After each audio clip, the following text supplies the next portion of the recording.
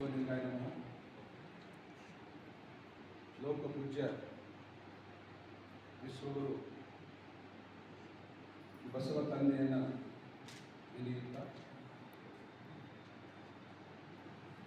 ಮರಿದಾಳುವ ದೇವರು ಈ ಭಾಗದ ಕನ್ನಡದ ಕಣ್ಮಣಿ ಡಾಕ್ಟರ್ ಚನ್ನಬಸವ ದೇವರನ್ನು ನೆನೆಯುತ್ತಾ ಪೂಜ್ಯ ಬಸವಲಿಂಗ ಪಟ್ಟದೇವರು ಪೂಜ್ಯ ಗುರುಬಸವ ಪಟ್ಟದೇವರನ್ನು ನೆನೆಯುತ್ತಾ ಸ್ಮರಿಸುತ್ತಾ ಕಾರ್ಯಕ್ರಮದಲ್ಲಿ ಪಾಲ್ಗೊಂಡು ನನ್ನ ನೇತೃತ್ವವನ್ನು ವಹಿಸಿಕೊಂಡಿರುತ್ತಾ ಪೂಜ್ಯ ಮಹಾಲಿಂಗ ದೇವರ ಪಾದಕಂಡಗಳಿಗೆ ಕೊಡಬೇಕು. ಸಿದ್ಧಲಿಂಗ ಮಹಾಸ್ವಾಮಿಗಳು ಮೈಸೂರಿನ ಗುರುಗಳ ಪಾದಕಂಡಗಳಲ್ಲಿ ಕೊಡಬೇಕು. ಈ ಒಂದು ಕಾರ್ಯಕ್ರಮದಲ್ಲಿ ಮಾಸಿಕ ಶಿವಾನುಭವಗೋಷ್ಠಿ ಕಾರ್ಯಕ್ರಮದಲ್ಲಿ ಪಾಲ್ಗೊಂಡಂತಹ ನನ್ನ ಎಲ್ಲ ಅಣ್ಣ ತಮ್ಮಂದಿರಿಗೆ, ವಿದ್ಯಾರ್ಥಿಗಳಿಗೆ, ಅಕ್ಕ ತಂಗಿಯರಿಗೆ, ಹಿರಿಯರಿಗೆ, ನಿಮ್ಮೆಲ್ಲರಿಗೂ ಅನಂತ ಶ್ರಮಿಸೋಣ.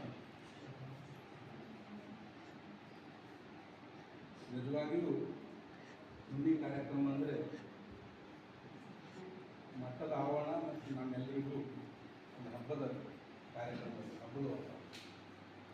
ಇದು ಚನ್ನಬಸವ ಪಟ್ಟದೇವರ ಒಂದು ಆಶಯದಂತೆ ಸುಮಾರು ವರ್ಷಗಳಿಂದ ಮಾಸಿಕ ಶಿವಾನುಭವಗೋಷ್ಠಿ, ಮನೆಗೊಂದು ವಚನ ಪ್ರವಚನ ಕಾರ್ಯಕ್ರಮ ಇವೆಲ್ಲ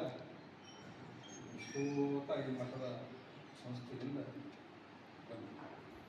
ಇದರ ಕಾರಣ ಏನಂತಂದರೆ ಪ್ರತಿಯೊಬ್ಬರಿಗೂ ಧರ್ಮದ ಬಗ್ಗೆ, ಆಚಾರ ವಿಚಾರದ ಬಗ್ಗೆ, ಸಂಸ್ಕೃತಿ ಬಗ್ಗೆ, ನಾಡನುಡಿಯ ಬಗ್ಗೆ, ಧರ್ಮದ ಬಗ್ಗೆ ನಮ್ಮೆಲ್ಲರಿಗೂ ಅರಿವಾಗಬೇಕು, ಅರಿವಿಸಬೇಕು ಅಂತ ನಿಟ್ಟಿನಲ್ಲಿ ಈ ಕಾರ್ಯಕ್ರಮ. ಇದರಲ್ಲಿ ವಿಶೇಷ ಇವತ್ತು ಈಗಾಗಲೇ ಬಸವಗುರುವಿನ ಪೂಜೆಯನ್ನು ನೆರವೇರಿಸಿದಂಥ ತಾಯಿಯಾದಂಥ ಸಾರಾಂಶಿ ಚುಂಕಪತ್ರ ಅವರು ಇವತ್ತಿನ ಆಶಯವನ್ನು ವಹಿಸಿಕೊಂಡಿದ್ದಾರೆ. ಯಾಕೆಂದರೆ ಅವರೆಲ್ಲರೂ ನಮ್ಮ ಹಿರಿಯರು, ಗುರುಗಳು. ಅವರೆಲ್ಲರೂ ಈ ಮಠದಲ್ಲಿ, ಈ ಮಕ್ಕಳಿಗೆ ಹೇಳ್ತಾ ಇದ್ದೀನಿ ನಾನು, ಈ ಮಠದ ದಾಸೋಹದಲ್ಲಿ ಬೆಳೆದು ಚನ್ನಬಸವ ಪಟ್ಟದೇವರ ಆಶ್ರಯದಲ್ಲಿ ಬೆಳೆದು ಬಹಳ ದೊಡ್ಡ ವ್ಯಕ್ತಿಯಾಗಿ ಈ ಭಾಗಕ್ಕೆ ಬಂದರು. ಅವರ ಒಂದು ನೆನಪಿಗಾಗಿ ಇವತ್ತು ಈ ಮಕ್ಕಳಿಗೆ ಪುರಸ್ಕಾರ ಕಾರ್ಯಕ್ರಮ ನಡೀತಾ ಇದೆ ಅನ್ನೋದು ನಾನು ಕೇಳಿದ್ದೀನಿ, ನೋಡಿದ್ದೀನಿ. ಮಾಸಿಕ ಶಿವಾನುಭವಗೋಷ್ಠಿ ಜೊತೆಗೆ ಈ ಒಂದು ಕಾರ್ಯಕ್ರಮ ಸುಮಾರು ದಿವಸ ನಡೀತಾ ಇದೆ. ಮಕ್ಕಳಿಗೆ, ವಿದ್ಯಾರ್ಥಿಗಳಿಗೆ ಈಗಾಗಲೇ 10ನೇ ವರ್ಗದ ವರ್ಷದಲ್ಲಿ ಹೆಚ್ಚಿನ ಅಂಕ ಪಡೆದವರು ನೀವೇ ಯಾರು ಹೆಚ್ಚಿನ ಅಂಕ ಪಡೆದಂಥ ವಿದ್ಯಾರ್ಥಿಗಳಿಗೆ, ಮಕ್ಕಳಿಗೆ ಒಂದು ಪುರಸ್ಕಾರ ಇದೆ ಅನ್ನೋದು ಕರಪತ್ರಿಯಲ್ಲಿ ನಾನು ನೋಡಿದ್ದೀನಿ. ನಿಜವಾಗಿಯೂ ಮಕ್ಕಳಿಗೆ ನಾನು ಬೇರೆ ವಿಷಯ ಮಾತಾಡೋದಕ್ಕೆ ಮಕ್ಕಳ ಬಗ್ಗೆ, ವಿದ್ಯಾರ್ಥಿಗಳ ಬಗ್ಗೆ ನಾನು ಎರಡು ಮಾತು ಹೇಳಬೇಕಾಗ್ತದೆ. 4-5 ಜನ ಇದ್ದರು. ಮತ್ತು ಇಲ್ಲಿ ಕಲಿತು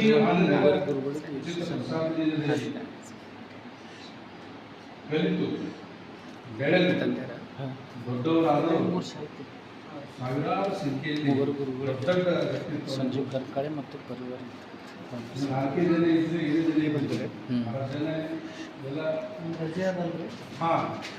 ಆದರೂ ಪರವಾಗಿಲ್ಲ. ಈ ಆಂಧ್ರ ಉಚಿತ ಪ್ರಸಾದ ನಿಲಯದಲ್ಲಿ ಪ್ರಸಾದವನ್ನು ಸ್ವೀಕರಿಸಿ ಬಹಳ ದೊಡ್ಡವರಾದವರು ದೇಶ ವಿದೇಶಗಳಲ್ಲಿ ಮತ್ತು ಸೇರಿದ್ದಾರೆ.